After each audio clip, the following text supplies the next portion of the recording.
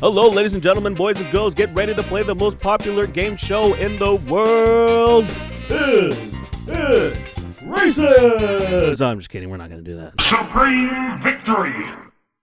Jordan Myles is a wrestler in the WWE NXT brand. Now, NXT used to be a developmental brand, but now it's a standalone, and it competes with Raw and SmackDown. And if you're a moderate fan of pro wrestling, you would know NXT is the better brand out of all those three because it doesn't have Vince McMahon's old, out-of-touch paws all over it. Seriously, dude only likes big, sweaty men, rest holds, hates tag teams, and there might be some validity to Vince being a little bit racist, and it concerns me because the Velveteen Dream is the greatest, most charismatic wrestler out of all of those rosters, in my opinion.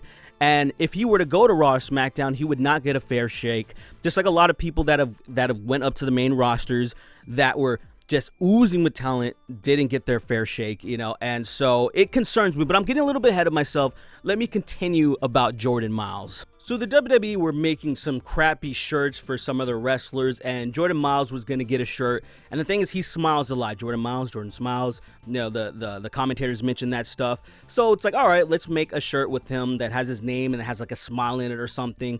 And so what came back was this. You see that there is his name, Jordan Myles, and then it's in like red. And so it looks like very basic or whatever. But then on a black print, you can see where it could be argued that, yeah, this looks a little racist. I mean, I think Gucci did something with that recently, you know what I mean? Like, they took something, they're like, oh, I think this is a good idea. And then it was a pretty gross misfire. And it's like, was this a troll? Was somebody trying to see if they can get away with this? Or was somebody, like, just completely ignorant? You never know, and you wish you did. And then all the controversy took place on Twitter. So Jordan tweets out the image and says, they'll regret making this, #ForTheCulture. And the interesting thing is there was a bunch of people in the comment section that didn't know what the hell he was talking about. Because to be honest, to a lot of people, when you look at it, it's kind of hard to tell, like, whoa, what's wrong? I don't get it. You know, you have to really be explained to it. Unless if you're someone like him or a lot of people that freak out about stuff like this, it looks apparent. But it's not even to me that somebody that knows when something's like, oh, this could be in bad taste. In first glance, I would have just washed over it. I wouldn't have even thought too much about it. I will keep posting this till my voice is heard. I'm not sorry for anything I say or do. Representation is important.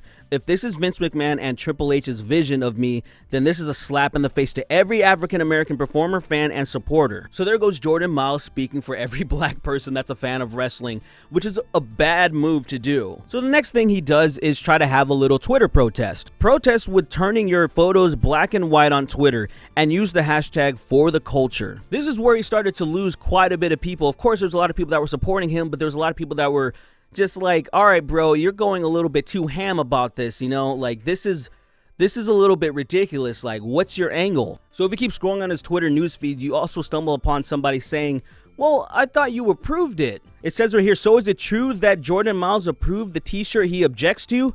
Any response from Myles on this new info? Then Jordan says, when I originally saw the design, I was uncomfortable. Rather than addressing the issue, I decided to counter offer with another. Baker Landon lied to my face. He said Triple H wanted this design, so my hands were tied. I spoke with Triple H in person, and his impression was I approved. So it seems like there was definitely some miscommunication, and it seems like Baker Landon could have just bullshitted. Like, he could have just been like, oh yeah, he said it was totally fine, where Jordan didn't want it. But at the same time, it seems a little bit interesting to me that he just countered the offer instead of making a stink right there. Like, what the hell is this? Like, the way that he's acting on Twitter, it seems weird that you would think he would have acted like that right then and there, because he's not afraid of calling out Vince and Triple H, right? He's calling them out, so why not talk to them in person and say, this is no way in shape and form, like, what, this is unacceptable. There's no way that I am going to wear this. I don't approve this in any way, shape, or form. Instead of being like, I don't like this. How about something else? That's what he's making it sound like. So, which is a little bit suspicious. And that's a little bit suspicious to me. It makes me think that this is more about clout than it is about representation and all the other shit that he's saying. The whole WWE system is fraud. They created this system where you can't trust anyone. You grow cold and you grow apart from what you love the most. The fact that Hulk Hogan is still employed after giving the locker room an apology for being caught says enough. #ForTheCulture. For those of you that don't know what Jordan's talking about, Hulk Hogan a few years back got caught in a sex tape dropping N-bombs left and right because he didn't want his daughter Brooke to date a black guy or something like that. There was some type of controversy like that, and of course it was unearthed and by Gawker, and then Hulk Hogan sued Gawker, and Gawker went under.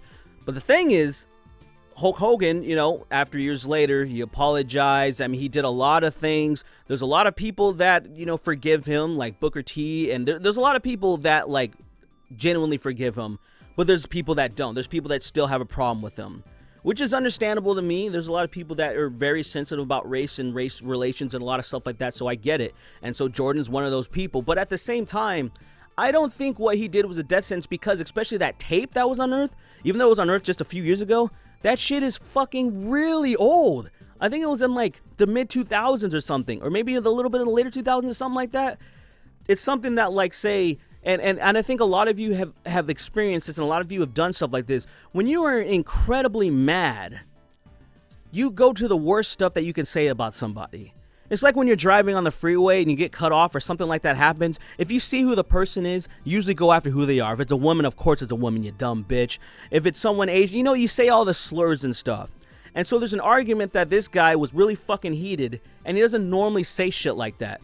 And let me premise this as well. When I was in 7th grade, I was 13 years old, and I go to this place called Frankenstein's, right? This collectible show that I go to. It's like a mini Comic-Con, like every weekend or some shit. Hulk Hogan just happened to be there. He wasn't like meeting and greeting or whatever. He was just like fucking shopping or whatever the hell. He had some Del Taco in his hand, and he tapped me on the back of the shoulder, and I was like, holy shit, you know, he's all tall as fuck because I'm like 13, and he shakes my hand and all that stuff, and it's all good. And I'm just saying, and I want to really just drive this home by saying, if I think this guy deeply hated black people, I don't think he would have fucking done that. I'm just saying, yeah, I'm a little kid. I didn't show that I was there looking for Hulk Hogan or anything. He's just like, I'm Hulk Hogan. This guy's gonna get a kick out of this. You know what I'm saying? He could have fucking completely ignored me and be like, get out of the way, nigga, brother.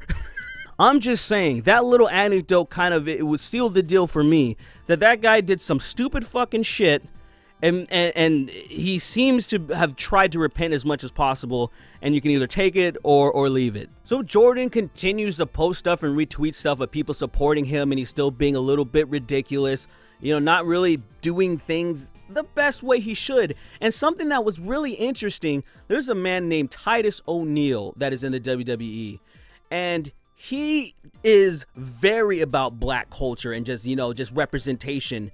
And he took a few shots at Jordan Myles. I am 100% in agreement that this shirt is very distasteful. That being said, bringing others into this to vent your frustrations or issues that have nothing to do with WWE or the shirt is also very distasteful. If it's for the culture, don't attack those in it. Now, as far as attacking people in the culture, he's talking about a tweet that has now been deleted when Jordan went after ROH wrestler Jay Lethal. Fuck ROH too. They only allowed one African American to be top guy, while guys like other black wrestlers and myself had to chase the visible carrot a stick. I have a lot of typos in tweets too, man, but when it's this important, come on. Name another African American who has reached great heights there other than this Uncle Tom. Yeah, man, you must really be about the culture by calling Jay Lethal and Uncle Tom. Yeah, you really care about the culture. And you're not just trying to get clout. This has nothing to do with clout, does it? Woo! Woo!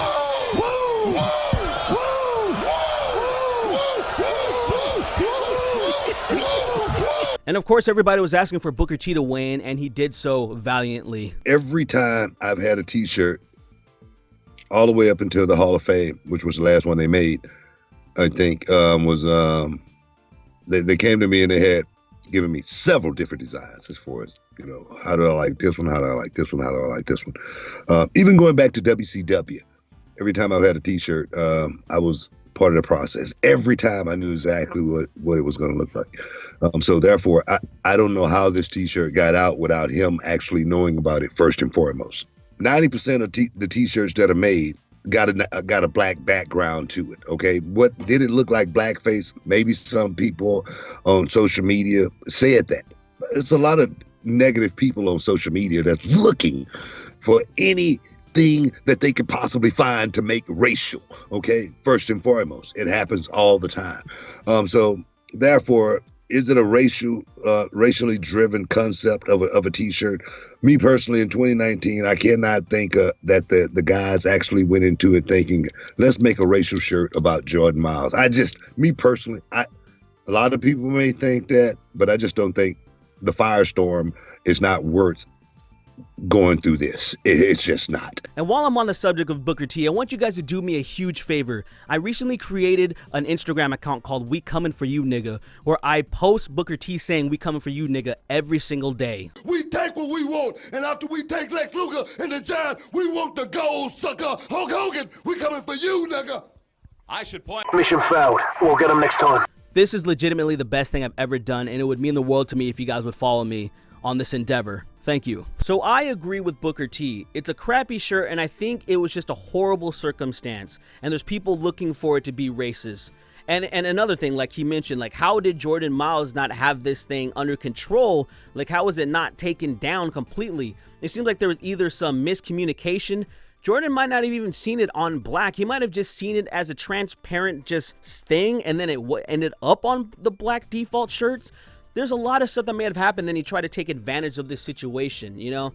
Like, this reminds me of that whole situation with Coolest Monkey in the Jungle, where the mom and the little kid said that we were just changing, we're just putting on stuff and modeling, this is what we do. Nobody was thinking about this thing being racist, and then it just happened to just turn out that way. That's like, this can be interpreted as racist. There's a lot of people that didn't even know that black people were called monkeys. It's true, there's a lot of people that don't know that shit. So it was just a misfire. Shit like that happens, and it seems like Jordan was just trying to take advantage of the situation, and he got burned by it. You know, it's already died down quite a bit. No one's talking about it. You know, this happened a few weeks ago, maybe 2 to 3 weeks ago or something like that. And it's something that I want to talk about, but like, as you guys know, I've been in the process of moving, so finally I got around to talking about it. But that's it, guys. I really want to just talk about this and throw it out there and show you how wacky some stuff is. And I hope Jordan Myles has learned something from this, but he's probably just going to be angry, and this is probably going to bury him, unfortunately, so that kind of sucks for him. And you guys have a wonderful day. Thank you all for watching. Hit that like button. Share it if you like it. Whatever. All right. See you later.